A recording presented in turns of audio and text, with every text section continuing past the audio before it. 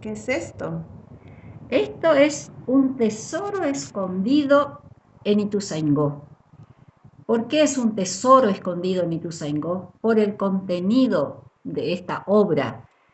Es un tesoro de la lengua guaraní.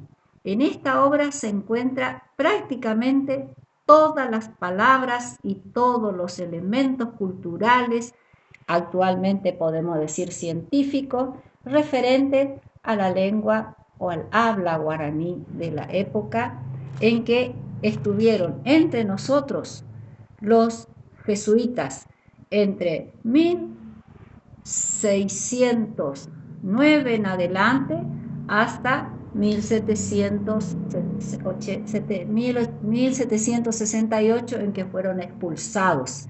Y especialmente en esta oportunidad voy a hablar de el genial escritor en guaraní y español, el sacerdote jesuita Antonio Ruiz de Montoya. Él hizo un compendio de las palabras recogidas en todo alrededor de los 30 pueblos y lo dejó en esta obra que se llama Tesoro de la Lengua Guaraní. Y que para nosotros, después de la expulsión de los jesuitas, prácticamente desapareció en la zona como contenido lingüístico escrito, pero permaneció entre nosotros en el habla regional. Ituzaingó Corrientes es una parte de los 30 pueblos y en una de las familias ituzaingueñas, que no quiso que se le dé su identificación, guardaba celosamente esta obra extraordinaria en su versión impreso original, donde todavía podemos nosotros ver la escritura original de este tesoro donde están las palabras y sus explicaciones. Antonio Ruiz de Montoya deja registrado en sus obras, que no es la única, que él consultaba a los originales para poder poner el significado de las palabras. En la actualidad, nosotros ya en Corrientes y en particular en Ituzaingó, en el Centro de Estudio de Lengua y Cultura Guaraní, trabajamos, agregamos, además de la estructura gramatical, el contenido del significado científico de las palabras que contienen en este libro. La antropóloga Graciela Chamorro escribió también ya una obra que se llama Decir el cuerpo, que sacó de estos libros, o de este en particular, del vocabulario de este libro, palabras que referentes al cuerpo y va identificando. Eso también lo hacemos en el Instituto Codenbotá. Entonces hoy, en el Día del Amigo, creo que es bueno que ya que se celebra un viaje a la Luna, tan lejos de la Tierra. Sin embargo, nosotros tenemos en la Tierra y en nuestro entorno muchas cosas muy valiosas también que vale la pena recordar.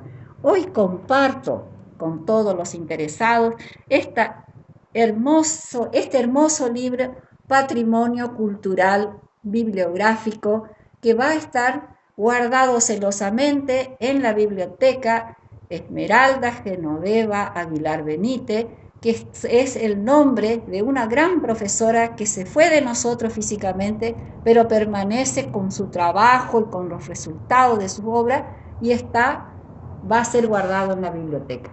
Esto es una parte de la obra y este es el tesoro de la lengua guaraní, primero de los ituzaingueños, porque fue guardado por ituzaingueños, y en segundo lugar va a ser dispuesto en una biblioteca porque hay obras ya actualizadas que lo hizo en la República del Paraguay, en el CEPAC, el padre Bartomeu Meliá, que también tenemos en la biblioteca, está entre nosotros, y esto es en la última versión del tesoro. La última versión del tesoro nos informa todos los cambios que se produjeron desde esta obra que se realizó una reimpresión. La primera, que no tenemos el original, ni siquiera un facsímil por ahora, se escribió en 1639-40. En la actualidad, esta obra fue escrita en Leipzig, les vamos a mostrar para que ustedes vean el patrimonio que tenemos y cómo valen las obras y vale la pena cuidarlo. Esto se imprimió sin modificar el contenido original, es una reimpresión del tesoro original de Montoya de 1639-40, en esta época que es en 1876. Otras obras también fueron reimpresos en Europa, en Viena y en París en la misma época.